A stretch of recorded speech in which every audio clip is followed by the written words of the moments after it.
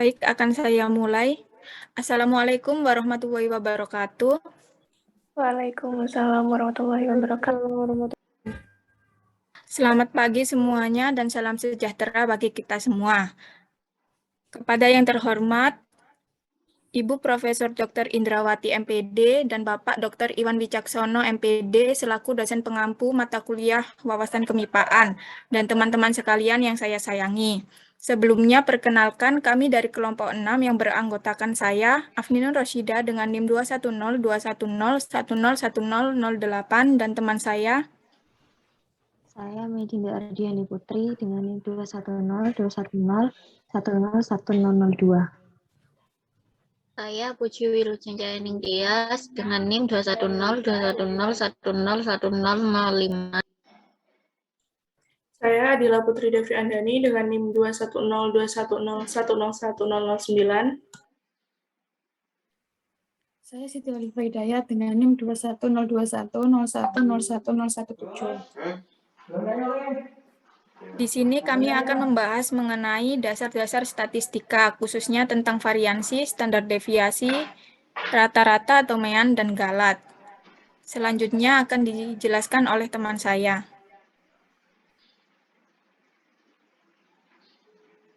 Yang pertama yaitu dasar-dasar statistika.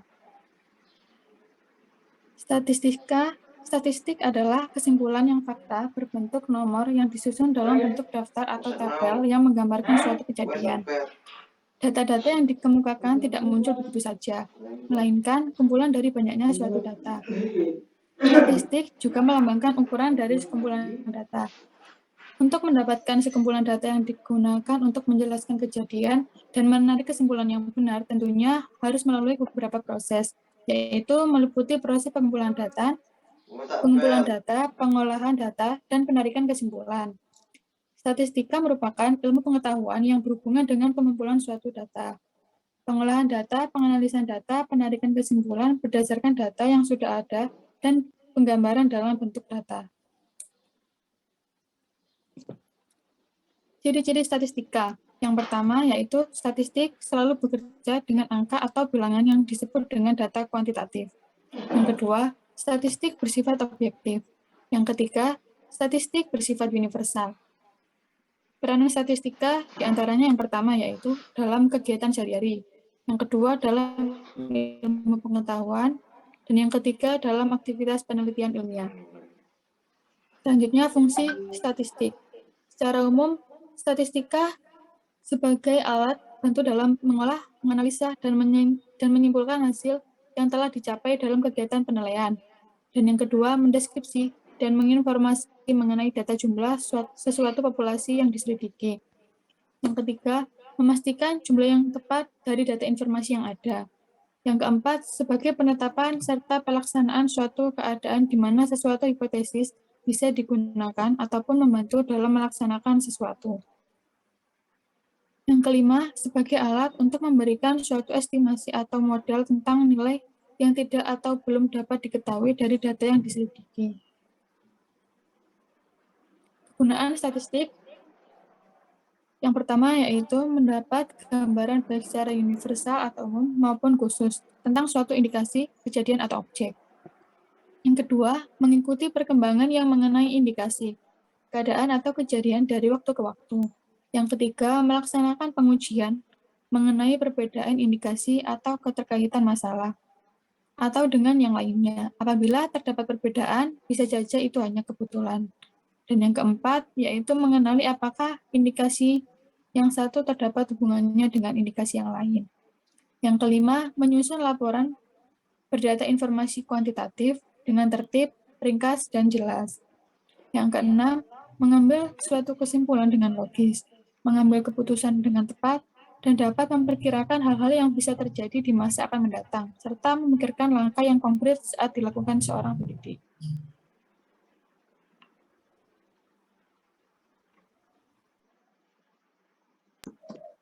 Dua, variansi. Variansi adalah rata-rata kuadrat selisih data dengan mean. Variansi terbagi dalam dua macam, yaitu variansi sampel dan variansi populasi. Secara umum, variansi dirumuskan sebagai berikut. 1. Variansi sampel. Misalkan terdapat data sampel tunggal sebanyak N, yaitu X1, X2, sampai Xn dengan mean X bar, maka variansi sampel dinyatakan sebagai berikut. Variansi sampel 1 per N dikurangi 1, sigma dari I sama dengan 1 sampai N, XI dikurangi X bar kuadrat. 2. Variansi populasi. Misalkan terdapat data populasi tunggal sebanyak N, yaitu X1, X2, sampai Xn, dengan mean X bar, maka variansi populasi dinyatakan sebagai berikut. Variansi populasi sama dengan 1 per N, sigma dari 1 sama dengan 1 sampai N, X1 dikurangi X bar kuadrat. Contoh soalnya yaitu ragam atau variansi dari data tabel 2 ini adalah dengan nilai 1, 2, 3, 4, 5, 6 dan frekuensi 6, 5, 2, 2, 4, 1. Nilai atau XI 1, 2, 3, 4, 5, 6. Frekuensi atau FI 6, 5, 2, 2, 4, 1. Kemudian XI dikalikan FI 6, 10, 6, 8, 26. Jadi jumlah FI-nya sama dengan 20. Jumlah XI dikalikan FI sama dengan 56. X bar sama dengan sigma XI dikalikan FI dibagi sigma FI. Sama dengan 56 dibagi 20 sama dengan 2,8. Selanjutnya kita menentukan XI dikurangi X bar, kemudian XI dikurangi X bar kuadrat, dan FI dikalikan XI dikurangi X bar kuadrat dengan cara di bawah ini. XI-nya 1, 2, 3, 4, 5, 6, FI-nya 6, 5, 2, 2, 4, 1. Kemudian dicari XI dikurangi X bar, 1 dikurangi 2,8 sama dengan min 1,8. Nah, 2,8 itu didapat dari mana? Didapat dari yang tadi tuh. 2 dikurangi 2,8 sama dengan negatif 0,8. 3 dikurangi 2,8 sama dengan 0,2. 4 dikurangi 2,8 sama dengan 1,2. 5 dikurangi 2,8 sama dengan 2,2. 6 dikurangi 2,8 sama dengan 3,2. Kemudian kita cari XI dikurangi X bar kuadratnya. 3,24, 0,64, 0,04, 1,44, 4,84, 10,24. Kemudian kita cari FI dikalikan XI dikurangi X bar kuadrat. 19,44, 3,2, 0,08, 2,88, 19,36, dan 10,24. Jadi jumlah FI-nya 20 dan jumlah FI dikalikan XI dikurangi X bar kuadrat adalah 55,2. Jadi variansi populasinya 55,2 dibagi 20 sama dengan 2,76. Kemudian yang ketiga adalah standar deviasi. Next slide. Standar deviasi adalah suatu rumus dalam ilmu statistika untuk melakukan pengukuran pada kelompok data yang tersebar dari nilai rata-rata. Standar deviasi atau simpangan baku juga merupakan akar kuadrat variansi. Standar deviasi mempunyai satuan yang bilangannya tidak negatif dan mempunyai satuan yang sama dengan data.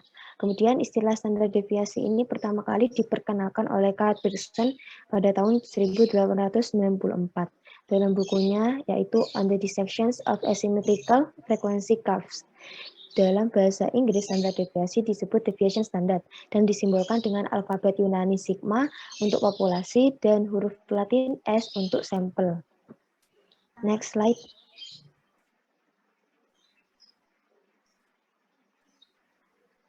Kemudian rumus standar deviasi itu ada dua, yaitu seperti yang variansi tadi, ada standar deviasi populasi dan ada standar deviasi sampel.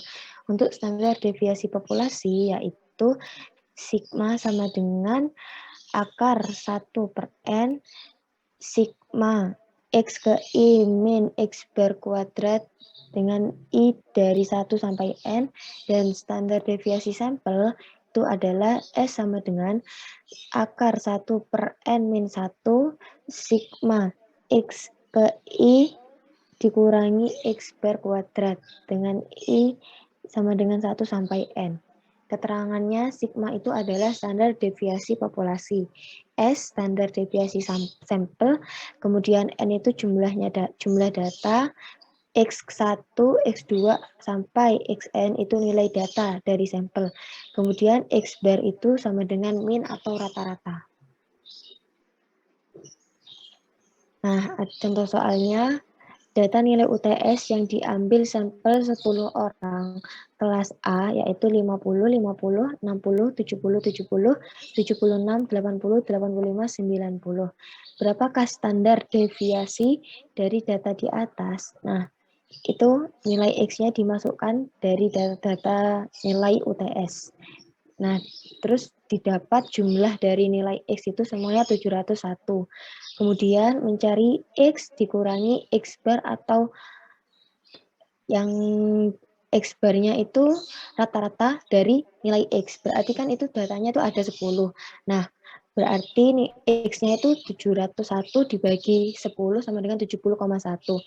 Kemudian X min X bar itu didapat dari 50, X-nya kan 50 yang pertama. Terus dikurangi 70,1. Nah, hasilnya itu min 20. Dibulatkan. Kemudian sama seterusnya juga begitu caranya. Nah, hasilnya jumlahnya itu ada 101. Kemudian setelah ditemukan X min X bar itu, maka kemudian dikuadratkan. Nah, min 20 kuadrat itu kan 400, min 20, terus min 10 itu 100, dan seterusnya. Hasilnya ditemukan jumlahnya itu 1661. Kemudian dimasukkan ke rumus sampel, yaitu sigma X kuadrat min N min 1. Ini menggunakan yang rumus standar deviasi sampel, karena itu yang disoalkan diambil sampel 10 orang. Itu kemudian dimasukkan 1661 per 10 dikurangi 1 sama dengan akar 1661 per 9 sama dengan estimasi kira-kira itu 13,58.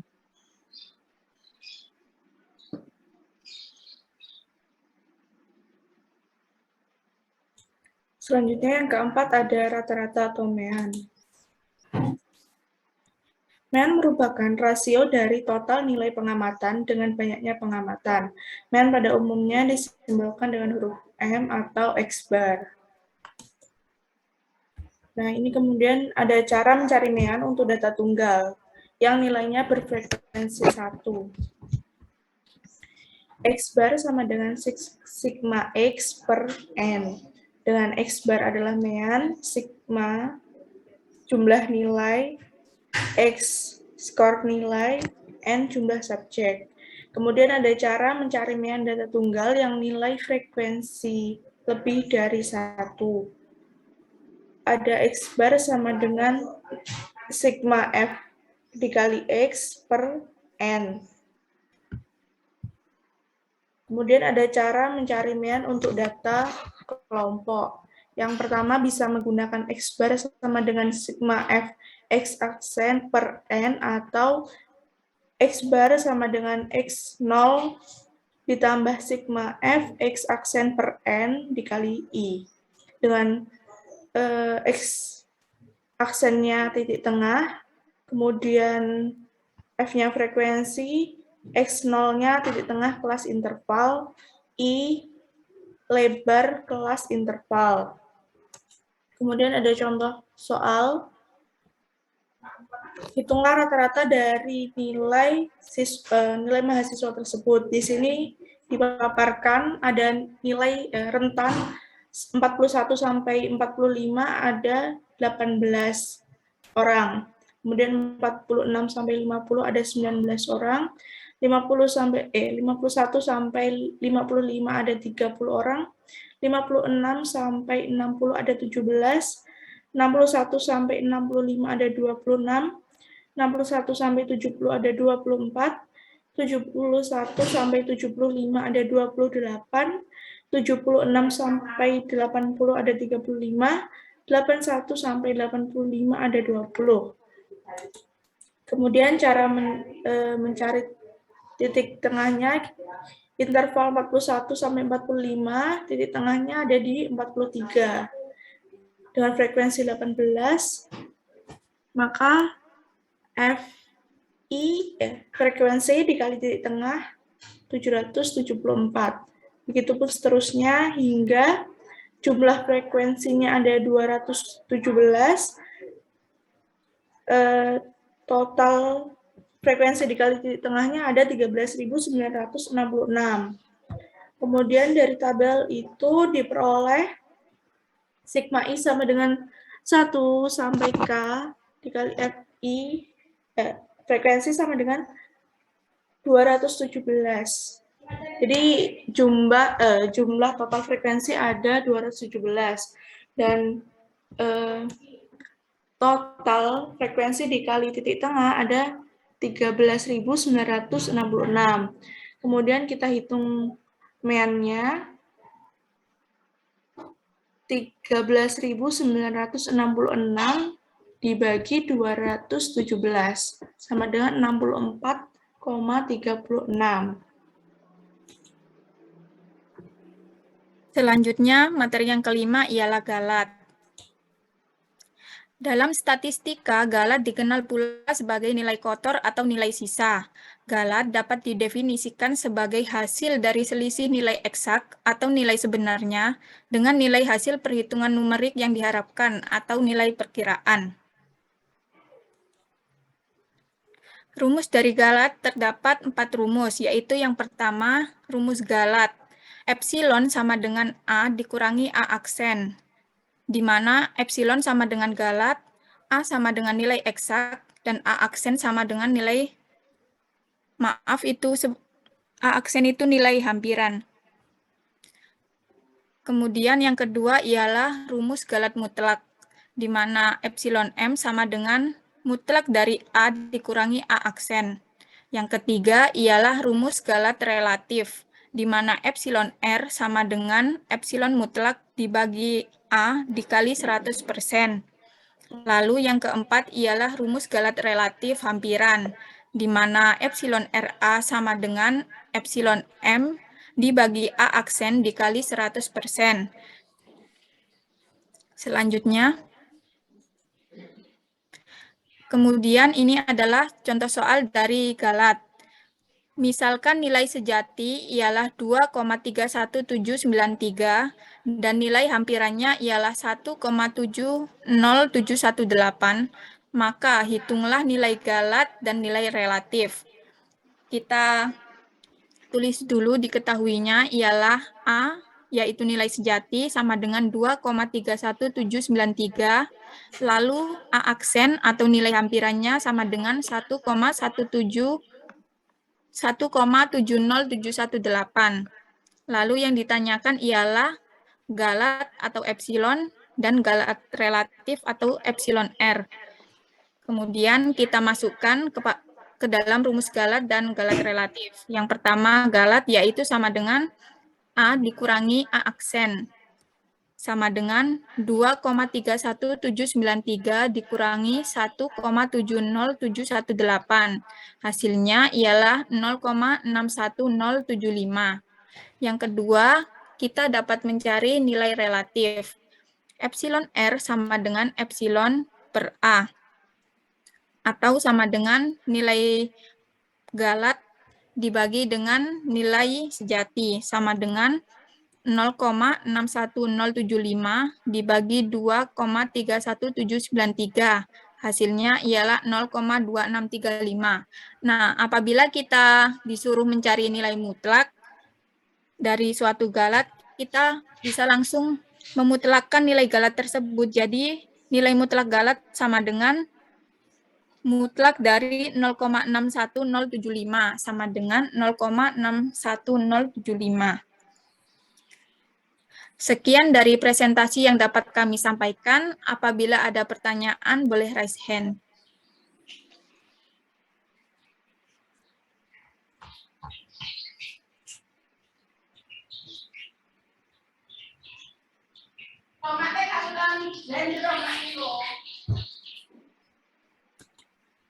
Baik, pertanyaan dari Alia.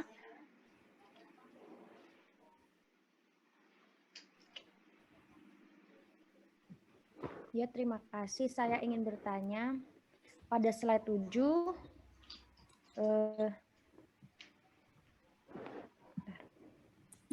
yaitu tentang mendapatkan gambaran baik secara universal atau umum maupun khusus tentang suatu indikasi, kejadian, atau objek.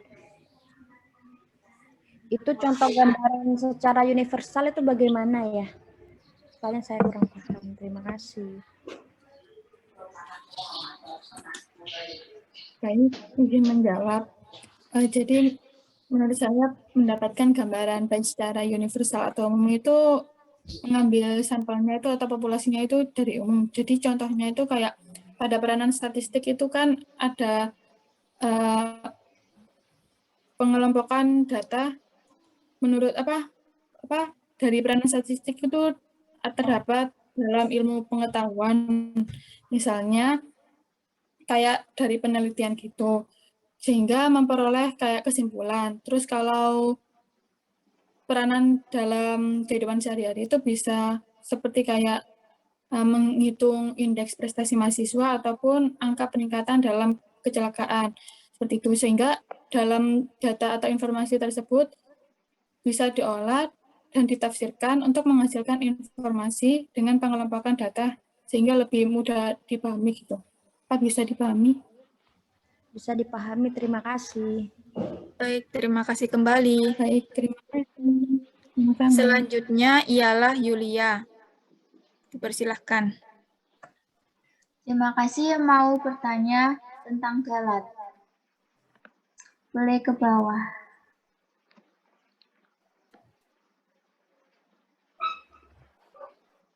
Nah, saya tanyakan, galat itu digunakan itu saat apa? Bisa diberikan contoh dan apa manfaat untuk galat? Yang kedua, apa perbedaan galat, rumus galat relatif dan rumus galat relatif lampiran? Himpunan apa lampiran tadi ya? Coba yang slide kedua, 3. Nah, perbedaan rumus galat relatif sama perbedaan rumus galat relatif hampiran. Perbedaannya apa? Terima kasih. Baik, akan saya jawab ya. Rumus galat relatif itu perbandingan antara galat mutlak ini. Sebentar, saya annotate dulu. Rumus galat relatif itu perbandingan antara nilai galat mutlak dengan nilai eksak atau nilai sebenarnya. Sedangkan yang rumus galat relatif hampiran itu ialah perbandingan dari galat mutlak dengan nilai hampiran. Apakah bisa difahami? Berarti kalau menggunakan salah satu itu tergantung soalnya gitu ya? Iya, tergantung dari soal yang ditanyakan dan diketahui. Kalau yang diketahui itu nilai eksaknya berarti memakai rumus galat relatif gitu. Iya, betul. Oke, makasih. Itu yang kedua, yang pertanyaan pertama tadi Iya. bisa. Yang apa? Boleh diulangi? Galat itu digunakan untuk apa? Berikan contohnya dan apa manfaat galat itu sendiri. Galat itu kan nilai sisa atau nilai kotor ya. Contohnya kalau dalam kehidupan sehari-hari itu seperti ada seorang bapak ya yang lagi bekerja. Kemudian kerjaannya itu mengukur paralon. Kemudian hasil dari ukuran bapak tadi itu menghasilkan ukuran paralon 59 cm. Padahal aslinya itu ukuran dari paralon tersebut itu 60 cm. Jadi Untuk mengetahui galat dari nilai tersebut itu kita dapat mengurangi nilai dari paralon yang sebenarnya yaitu 60 cm dengan nilai hampiran tadi yang diukur oleh Bapak tersebut yaitu 59 cm. Jadi dihasilkan galat 1 cm. Apakah bisa difahami? Bisa. Berarti manfaat GAT itu untuk membantu apa ya? Kegiatan kita sehari-hari gitu ya? Iya, dalam mencari suatu sisa dalam data begitu. Oke, makasih. Baik, terima kasih kembali.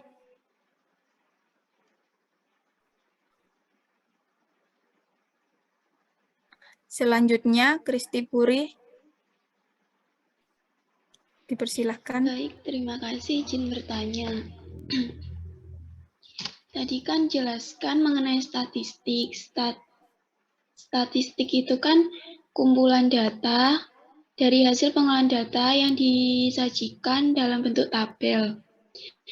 Kan jadi statistik itu kan terkait dalam penganalisisan data.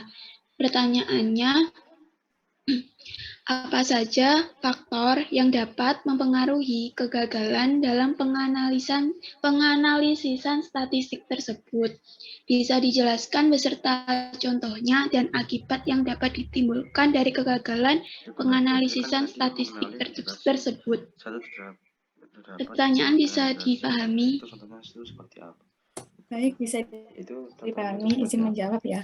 Menurut saya, faktor yang mempengaruhi kegagalan dalam penganalisan statistik itu bisa dilihat dari ketidaktelitian saat menganalisis. Habis itu bisa saja yang dianalisis itu informasinya itu kurang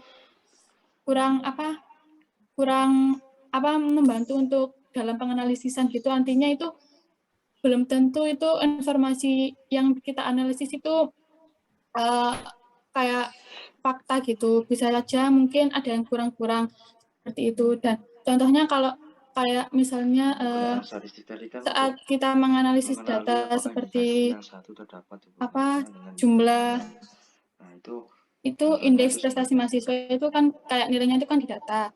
Jadi kalau kita analisis kan harus kayak teliti gitu nilainya berapa nantinya mau akan dihitung gitu. Nanti kalau tidak teliti kan bisa saja sedikit satu angka pun pasti ada perubahan gitu, seperti itu. Dan akibatnya itu bisa kayak mempengaruhi gitu. Jadi nilainya itu bisa kayak lebih rendah ataupun dapat kayak jelek gitu. Bisa dipahami? Ya, baik bisa dipahami. Terima kasih. Sama-sama.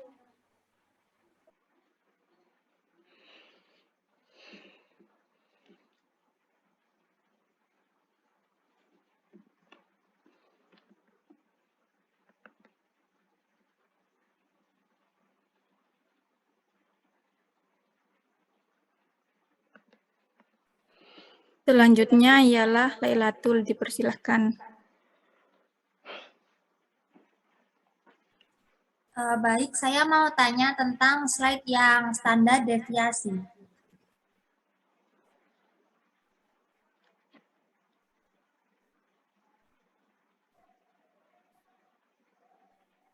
Nah, di situ kan standar deviasi itu ada dua ya, standar deviasi populasi sama standar deviasi sampel. Nah, itu bedanya apa dan digunakan saat apa? Bisa dipahami pertanyaannya? Iya, bisa. Iya, bisa. Jadi kan di standar deviasi ada dua, ada standar deviasi yang populasi, sama ada standar deviasi yang sampel. Nah, kalau standar deviasi yang populasi itu digunakan jika data dari seluruh populasi itu dapat dihitung, misalnya dalam kasus sensus. Nah, maka deviasi standar populasi itu dapat dihitung. Untuk menghitung standar deviasi populasi itu kan pertama dihitung dulu deviasi nilai data dari mean atau rata-rata populasinya. Kemudian akar rata-rata kuadrat atau mean kuadrat dari deviasi itu disebut sebagai simpangan baku populasinya. Misal nih ya, di kelas itu terdiri dari 10 orang. Nah, terus kemudian mau diambil data tentang 10 orang ini, tentang bobot atau berat badan dari 10 siswa dalam kilogram. Nah, didapatkan data atau sampel itu misalnya 70, 62, 65, 72, 80, 70, 63, 72, 77, dan 79 gitu kan. Nah, kalau untuk mencari kemudian dicari jumlah rata-ratanya dari tadi tuh data tadi kan. Nah, misal dicari rata-ratanya kemudian dibagi 10. Soalnya contoh dari jumlah datanya itu ada 10. Nah, kemudian Bisa ukuran statistik tadi kan setelah dibagi kalau 10 ada poin, itu jumlahnya poin 71 apakah atau hasil rata-ratanya itu satu 71 dalam kilogram. hubungannya dengan dikasih Nah, yang lain. kemudian Itu menghitung seperti apa itu? deviasi standar populasinya. Bentar-bentar, ini slide yang 15 bisa ditunjukin nggak? Ditunjukkan. Nah, ya. Oke. Misal tadi itu sebenarnya beda contoh, tapi nggak apa pakai ini ya. Misal itu kan kok nggak kelihatan ya? Di slideshow aja, Dil. Minta tolong.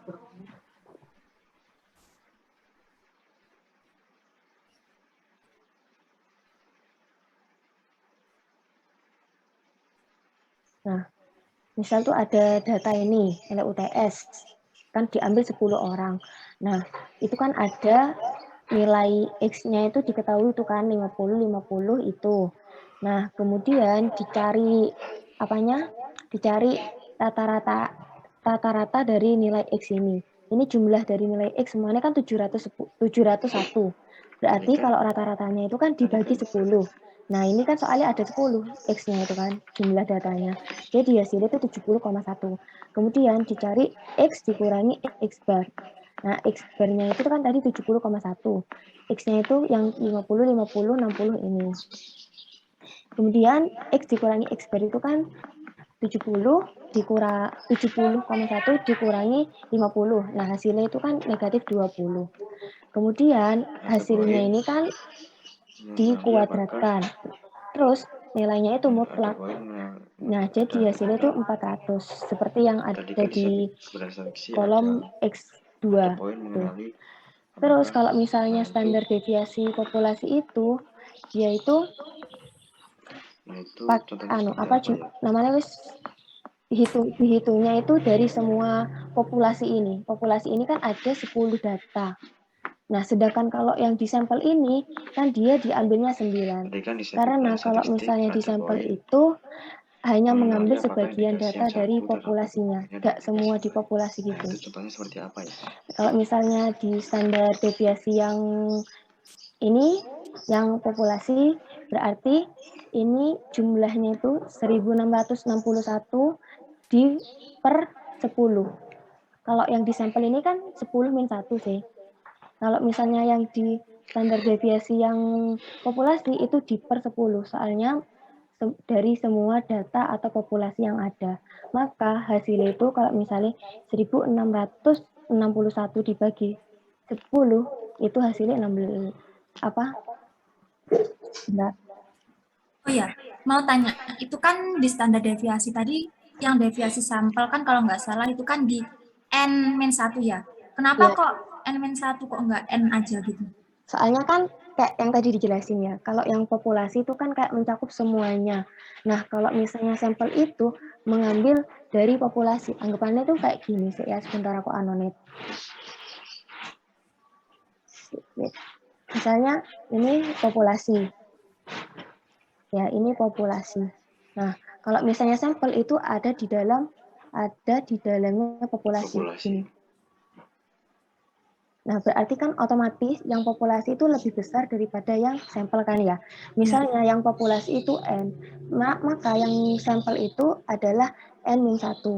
Nah, kenapa kok N-1? Karena untuk mengimbangi penggunaan yang di sampel, jumlah kuadrat deviasi itu dibagi N-1. Nah, terus karena kan tadi B itu lebih besar atau populasi itu lebih besar daripada sampel. Karena itu cakupan jumlah variansi dalam populasi itu lebih besar daripada di sampel. Selain itu dari rumus sampel itu kan digunakan N-1 supaya nilai variansi sampel itu mendekati variansi populasi. Jadi tidak sama-sama populasi, tapi mendekati variansi populasi. Gitu. Oh, paham. Jadi sampel itu lebih kecil dari populasi gitu ya? Ya, sampel itu bagian dari populasi. Oh, baik, bisa dipahami. Terima kasih. Terima kasih kembali.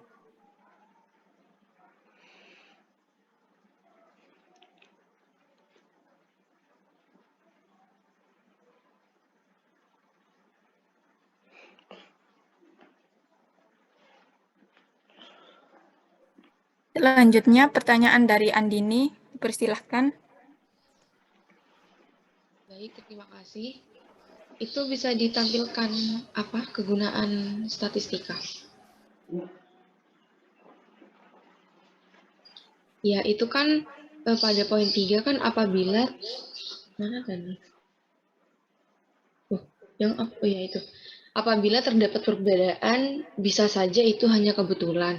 Nah, itu kenapa kok bisa dikatakan kebetulan gitu? Berarti setiap dilaksanakannya pengujian itu, jika ada perbedaan, itu selalu dianggap hanya kebetulan gitu ya, tidak pasti gitu. Tolong jelaskan serta dikasih contohnya. Bisa dipahami? Iya, saya izin menjawab. Itu kan merupakan kegunaan statistika untuk menghasilkan data yang akurat. Jadi misalnya gini, ketika kita contohnya gini, misalnya sensus penduduk gitu ya. Nah, metode untuk melakukan sensus penduduk itu kan ada banyak, macam-macam gitu loh. Nah, dengan menggunakan statistik, dia kan akan terstruktur gitu, apanya ya?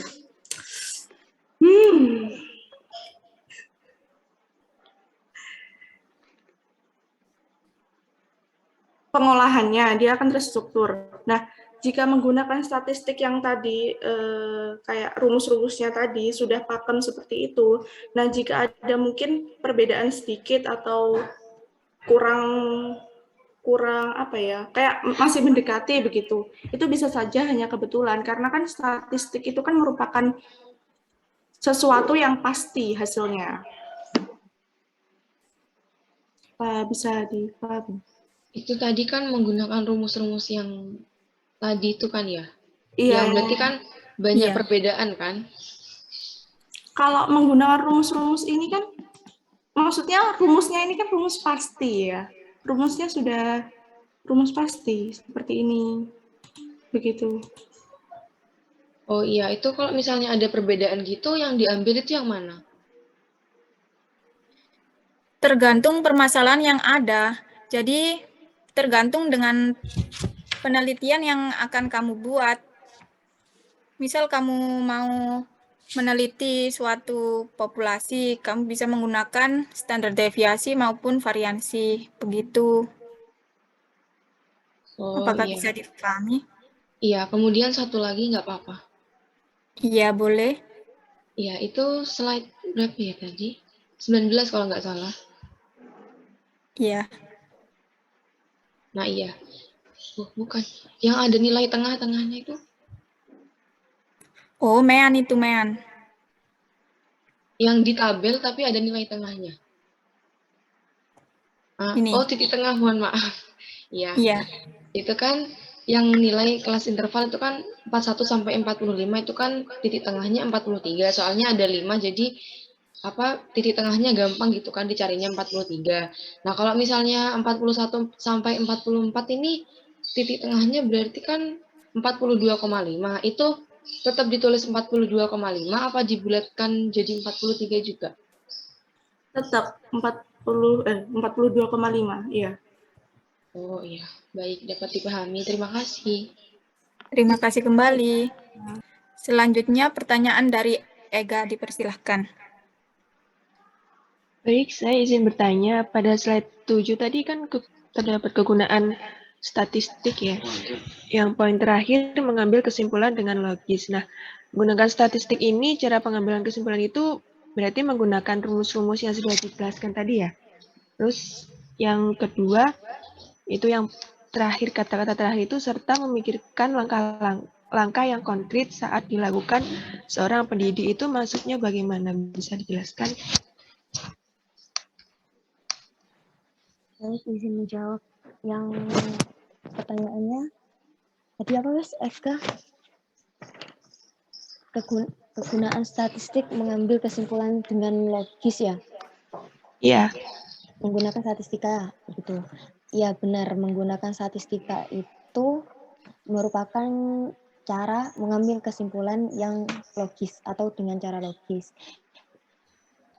Berarti dengan menggunakan rumus-rumus yang dijelaskan tadi? Ya, dengan menggunakan rumus-rumus yang dijelaskan tadi itu merupakan cara pengambilan kesimpulan yang logis, karena statistik itu kan juga merupakan logika induktif. Maksudnya itu premis-premisnya itu benar. Kemudian prosedurnya pun itu sah seperti yang di rumus-rumus tadi. Dan peluangnya untuk dan ada peluang untuk benar. Kemudian untuk yang pertanyaan yang kedua tadi ya, memikirkan langkah yang konkret itu seperti ya dengan menggunakan rumus-rumus yang dijabarkan tadi, kayak tadi ada mencari nilai rata-rata atau yang ada di UTS begitu. Dengan yang baik. faktor tadi. Bisa dipahami, terima kasih. Sama-sama. Terima kasih kembali. Selanjutnya pertanyaan dari Alfiatul, dipersilahkan. Baik, terima kasih atas kesempatannya. Saya izin bertanya. Kan tadi sudah dijelaskan pada standar deviasi itu merupakan suatu rumus dalam ilmu statistika untuk melakukan pengukuran pada sampel data yang tersebar dari nilai rata-rata. Sedangkan variansi atau ragam itu penggunaannya untuk apa ya? Bahasa sederhananya itu apa sih tujuan kita mencari nilai variasi atau ragam? Kemudian, apakah standar deviasi itu berkaitan dengan variansi atau ragam? Bisa dijelaskan kaitannya. Terima kasih. Baik, saya izin menjawab, kan tanya variansi itu tujuannya buat apa gitu ya. Jadi variansi itu tujuannya itu untuk menunjukkan selisih data yang kita miliki itu dari rata-ratanya itu. Siapa ya sih ngomong gampangnya itu. Kan ini rata-rata kuadratnya. Nah, kemudian itu rata kuadrat itu selisih dari mean-nya itu berapa. Jadi itu yang kita hitung itu. Oh, gitu. Jadi kemungkinan nilainya itu sangat kecil ya? Karena kan bisa selisih. Iya, itu kan cuma selisihnya. Jadi ya kemungkinannya itu kecil angkanya. Izin menambahkan ya. Iya, silakan. Ya, jadi dapat disimpulkan bahwa tujuan variansi itu ya untuk mengukur suatu keberagaman dari data. Kan suatu data itu kan memiliki beragam macam-macam gitu ya. Jadi kita bisa mengukurnya itu menggunakan variansi tadi. Manfaatnya kita dapat mempersingkat waktu dengan menghitung macam-macam data tadi menggunakan rumus variansi. Kemudian saya akan menjawab yang pertanyaan tadi, apakah variansi berkaitan dengan standar deviasi ya? Nah, variansi itu tadi kan dijelaskan bahwa variansi adalah rata-rata kuadrat selisih data dengan mean yang memuat ukuran-ukuran keberagaman data statistik. Sedangkan standar deviasi itu kan akar kuadrat dari varian. Jadi keduanya itu memang saling berkaitan karena variansi itu kan rata-rata kuadratnya, kemudian standar deviasi atau simpangan bakunya itu merupakan akar kuadrat dari variansi atau ragam tadi. Apakah bisa difahami? Ya, baik. Bisa dipahami. Terima kasih. Terima kasih kembali. Selanjutnya, Bagus, dipersilahkan. Ya, baik. Tadi kan di slide kegunaan statistik ada poin mengenali apakah indikasi yang satu terdapat hubungannya dengan indikasi yang lain. Nah, itu contohnya seperti apa ya?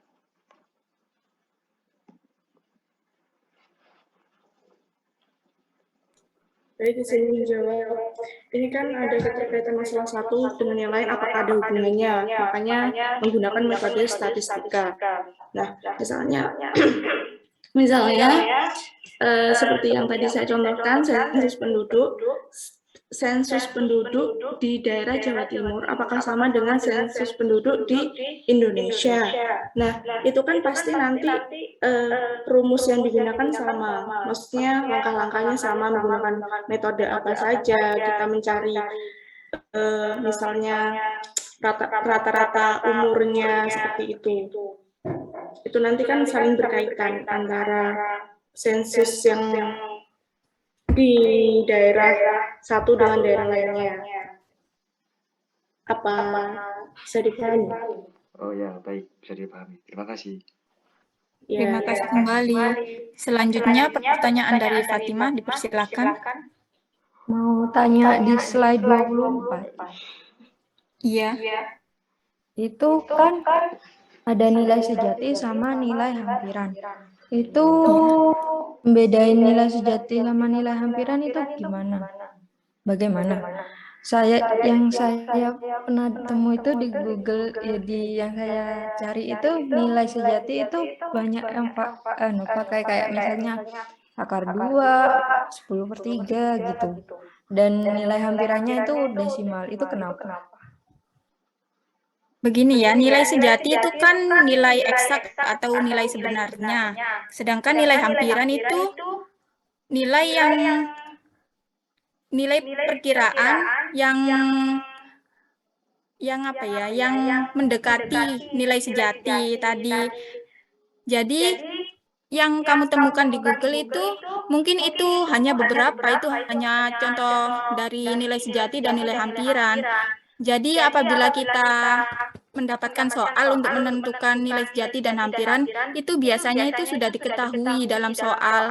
Jadi pasti soalnya itu berbeda-beda, nilai sejati dan nilai hampirannya itu berapa, itu pasti beda. Tergantung soal yang ada begitu. Apakah bisa difahami? Bisa dipahami. Kasih. Sama-sama. Sudah? Apakah tidak ada yang bertanya lagi? Jika tidak ada, akan saya tutup. Baik, sekian dari presentasi dari kelompok kami. Mohon maaf apabila ada salah kata. Wassalamualaikum warahmatullahi wabarakatuh. Waalaikumsalam warahmatullahi wabarakatuh.